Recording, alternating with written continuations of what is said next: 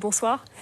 Vous êtes donc parrain du championnat, boxeur, champion du monde, délégué interministériel depuis maintenant 2 mois pour l'égalité des chances et de l'outre-mer. On en parlera dans un instant.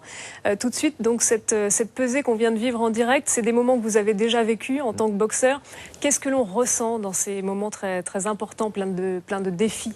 À ce moment, déjà, il y a eu la conférence de presse où on se dit, bon, ben là, on commence à rentrer dans le combat. Maintenant, la pesée, ça y est, on voit son adversaire, on fait de l'intimidation, on regarde si les abdominaux, on voit que là, ils sont prêts. Et puis maintenant, là, il reste que attendre demain pour qu'ils puissent en découdre. Maintenant, ils sont prêts.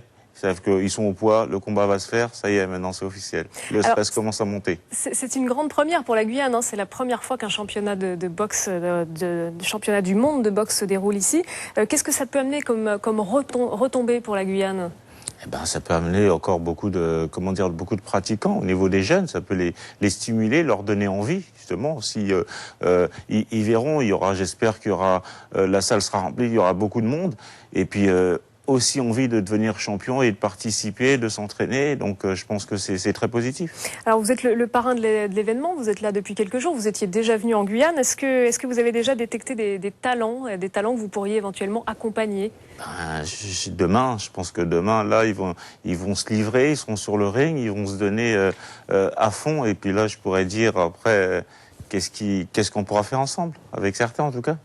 Alors vous êtes aussi depuis 2 mois, je le disais, donc le nouveau délégué interministériel pour l'égalité des chances des Français d'outre-mer. Donc l'objectif, c'est d'accompagner les ultramarins installés dans l'Hexagone.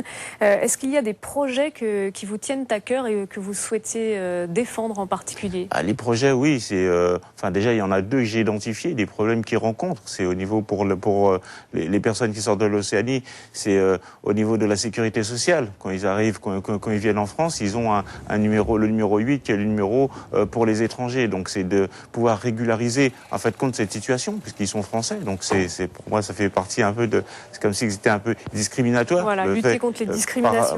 Par rapport à ça. Et puis pour les autres Français de l'outre-mer, par rapport aux cautions bancaires.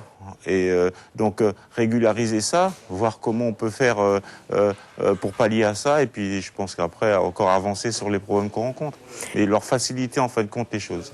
Alors un boxeur qui va se battre pour l'égalité des chances, c'est un joli symbole tout de même. Ça c'est aussi grâce au Premier ministre qui m'a nommé.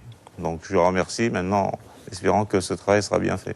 Merci beaucoup Jean-Marc Mormec d'avoir accepté notre invitation. Donc je rappelle que vous êtes le parrain de ce championnat de boxe du monde. Merci encore.